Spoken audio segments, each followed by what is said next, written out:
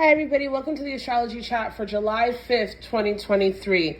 So your keys for today are to practice mindful observation and cultivating detachment, particularly from what other people say or where you have given your power of discernment and value outside of yourself. And the more that you allow yourself to really ask why you feel like you have to have something, or you need to be a part of this group, or you need other people to understand you, the more you'll be able to shift from external value to internal value. And this is really important as we go through, especially the transits of the North Node going into Aries and the South Node going into Libra, that you shift to a place where you are making yourself your center and other things can happen around you without dictating your value or your decisions. And I say this because we have the moon in Aquarius. And when the moon is in Aquarius, this is about the group. This is about the collective. This is about where you are connecting with other people to reach or understand higher goals. Ideally, this is an energy of humanitarianism, but it can also become kind of an energy of group thought if you're not careful. And this is even more intensified by the fact that today the moon is making a square to Jupiter. And when the moon is squaring Jupiter, Jupiter likes things big. Like, you want to feel something, you want to have something, you want to experience something, you want to go to the max. And so it's very important to make sure that you aren't going overboard with things, that you're not doing something just to have it, you're not engaging with something just to feel something. And also, Spirit is saying that I need to tell people to be careful about what you're ingesting or what you're taking. Be careful, right? Because a little bit goes a long way when Jupiter is in play.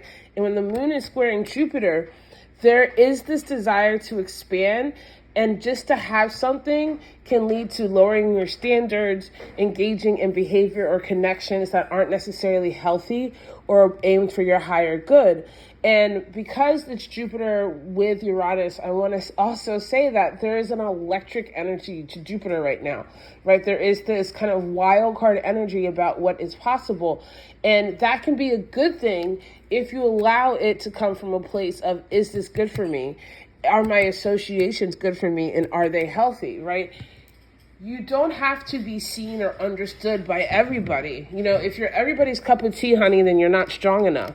And you really do need to allow yourself to see yourself separate from the group and really hone in on who you are and what you need for your own authenticity. So then you can make decisions about if the things you're attached to or the people you're engaging with are really in line with where you need to be going for your long-term goals.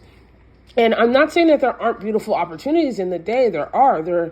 If you go towards things that are healthy, if you challenge yourself to consider things outside of your box, if you allow yourself to not need everybody to like you and focus more on liking yourself and cultivating your own individuality and uniqueness, then it's going to be a really beautiful day. But, there is always this kind of sense of separation when we hit the house of Aquarius, because it's a little bit of, it's also ruled by Saturn. So there is this rebel energy that's there, which can be a good thing if it's being channeled towards the right things, but also can be really destructive. So be careful about what side of the line you are there. Just make sure you love yourself first. You don't need anybody but you to see your value. And the more you see the value, the more that you're going to wind up in situations and with people who actually see who you are and not what you can give them.